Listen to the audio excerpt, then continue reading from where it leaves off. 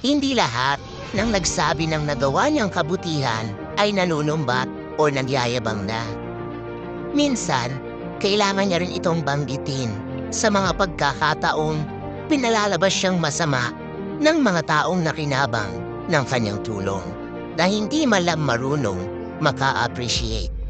Tandaan natin na hindi porket hindi nagsasalita o hindi kayo pinapatulan ng isang taong mabait, panalo na kayo. Dahil minsan, ayaw lang nila ng gulo at mas pinipili na lang ang manahimik.